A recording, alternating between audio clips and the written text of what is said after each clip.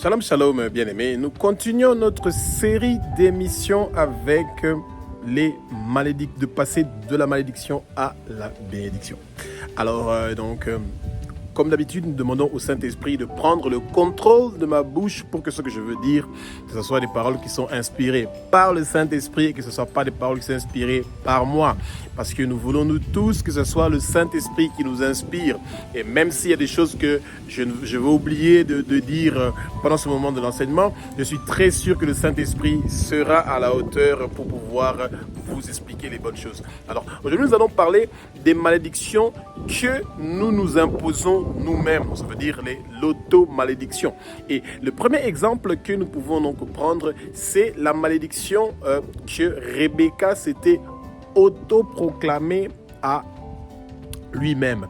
Alors, c'est quand même très important de savoir que Isaac avait donc deux fils, Ésaü et Jacob, et que Rebecca, sa femme qui était enceinte, avait reçu la prophétie que parmi les deux, le plus jeune, donc Jacob, sera celui qui va prendre, qui sera une grande nation. Et quand le moment est arrivé et que Rebecca savait que Jacob voulait bénir Ésaü et Jacob, Rebecca s'est rappelée de cette prophétie-là, elle a demandé à Jacob de préparer un bon repas pour son papa et que ensuite que ce repas-là soit servi donc à son papa pour que son papa puisse lui bénir. Et Jacob a dit, au lieu de recevoir la bénédiction de mon père, je risque je risque de demander la malédiction. Et sa maman a dit, donc Rebecca, que cette malédiction-là retombe sur moi. Donc, c'est une malédiction que Rebecca a prononcée sur elle-même. Bien-aimé, ça peut arriver souvent que vous avez prononcé une malédiction sur vous-même. Faites cette petite prière ensemble avec moi pour briser cette malédiction-là. Vous dites, notre Père qui es aux cieux, notre Dieu, notre Roi, que toute auto-malédiction que je me suis prononcée contre moi-même, j'efface, j'annule cette malédiction-là au nom puissant de Jésus-Christ de Nazareth. Je ne veux pas mourir, je veux vivre et déclarer les œuvres de l'Éternel des armées, et mes années sur terre sont prolongées.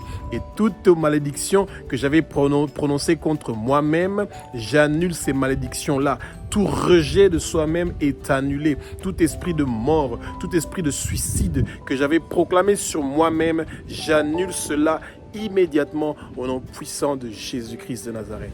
Inviter l'esprit de mort dans sa vie, beaucoup de chrétiens le font, bien-aimés, de dire « Oh, je suis fatigué avec la vie, moi je suis fatigué de vivre, j'ai envie de mourir, etc. » Et vous êtes en train de vous lamenter et en demandant la mort. Bien-aimés, ça c'est une auto-malédiction que vous êtes en train de prononcer sur vous-même. Et vous devez détruire cette parole-là que vous avez prononcée sur vous-même. Si vous êtes arrivé un jour de proclamer la mort à vous-même, que vous êtes fatigué de vivre et que vous voulez vous suicider, vous voulez mettre fin à votre vie, vous devez renoncer à toutes ces choses-là. Faites la prière suivante avec moi, bien-aimé. Dites, notre Père qui es aux cieux, notre Dieu, notre Roi, je refuse la mort. Si j'avais prononcé une malédiction de mort sur moi-même, si j'avais prononcé une malédiction de rejet de moi-même, si j'avais prononcé une malédiction de suicide, j'annule cela. Je chasse l'esprit de mort, je chasse l'esprit de suicide, je chasse l'esprit de rejet de soi-même. Que ces esprits-là soient liés et chassés immédiatement de ma vie au nom puissant de Jésus de Nazareth. Bien-aimés, recevez votre délivrance, recevez votre libération de tout esprit de mort, de tout esprit de suicide, de tout esprit de rejet de soi-même. Vous ne devez pas vous rejeter vous-même. Vous n'êtes pas un échec. Vous n'êtes pas un échec. Vous n'êtes pas un échec. Tout échec que le monde de ténèbres pense apporter dans votre vie, ça ne va pas réussir et prospérer. Toute arme de la mort que le monde de ténèbres a préparée contre vous ne va pas réussir et prospérer, bien-aimés.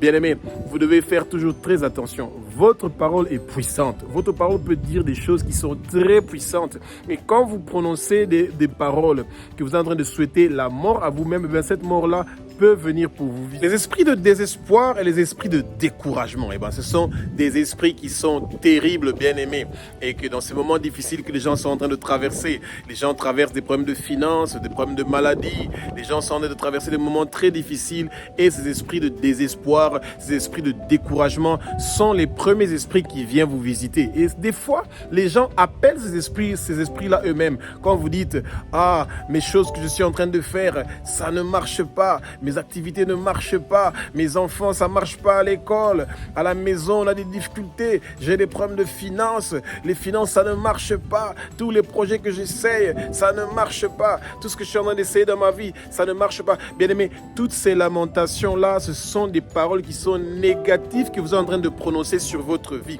Et c'est comme ça que l'esprit de découragement, que l'esprit de désespoir vient pour vous visiter. Bien aimé, faites la prière suivante avec moi pour que nous puissions chasser ces esprits-là qui veulent vous détruire et vous anéantir. Vous dites, Abba, notre Père qui es aux cieux, notre Dieu, notre Roi, au nom puissant de Jésus-Christ de Nazareth, je lis tout esprit de désespoir, je lis tout esprit de découragement, je lis tout esprit qui veut me rendre nul, qui veut me donner l'échec dans ma vie. Je lis tous ces esprits-là et je les chasse immédiatement au nom puissant de Jésus-Christ de Nazareth. Je suis libre, je suis libre, je suis libre, je suis délivré. Rien ne va m'arriver. Tout esprit de découragement, tout esprit de désespoir n'a plus de place et de pouvoir dans ma vie. Je refuse cela au nom puissant de Jésus-Christ de Nazareth.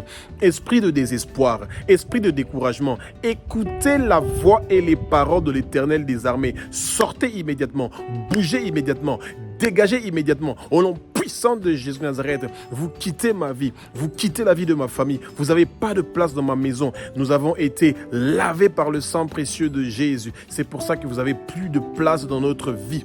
Quittez au nom de Jésus. Sortez immédiatement. Prenez le feu. Prenez le feu. Quittez. Nos corps sont le temple du Saint-Esprit. Vous n'avez pas de place dans nos corps au nom puissant de Jésus-Christ de Nazareth.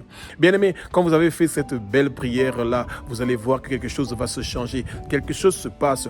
Quelque chose se passe déjà maintenant dans votre vie. Et que si vous étiez abattu et qu'en longueur de toute la journée, vous êtes en train de passer, en train de regarder des vidéos dans votre téléphone, vous allez sentir le besoin, l'envie de lire la parole et de prier. Mettez-vous directement. Quand vous sentez que vous avez la lourdeur, que vous sentez que vous êtes découragé, c'est le bon moment de prier. C'est le bon moment de méditer la parole. Il y a aussi ce que nous appelons l'auto-malédiction de génération en génération. Bien aimé, pour ceux qui sont des amoureux de la lecture de la parole, quand on avait livré Jésus-Christ de Nazareth à Ponce Pilate, Ponce Pilate n'avait vu aucun mal, il n'avait vu aucun péché en Jésus-Christ de Nazareth et alors il voulait le relâcher.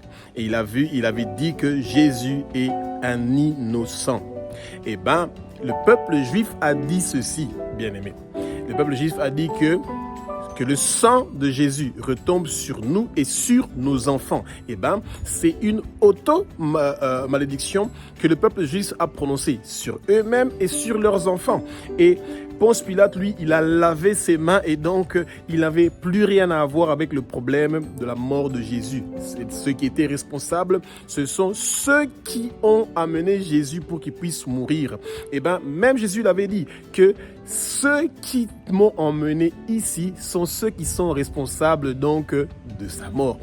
Ça veut dire que ça sera eux qui sont responsables et non cette personne et non lui, Ponce Pilate. Et c'est pour ça que, bien aimé, des fois, nous sommes en train de vivre certaines malédictions dans notre vie que c'est pas nous qui avons commis donc les péchés, c'est nos parents qui ont dit quelque chose et que des choses qui sont pas bien pour nous.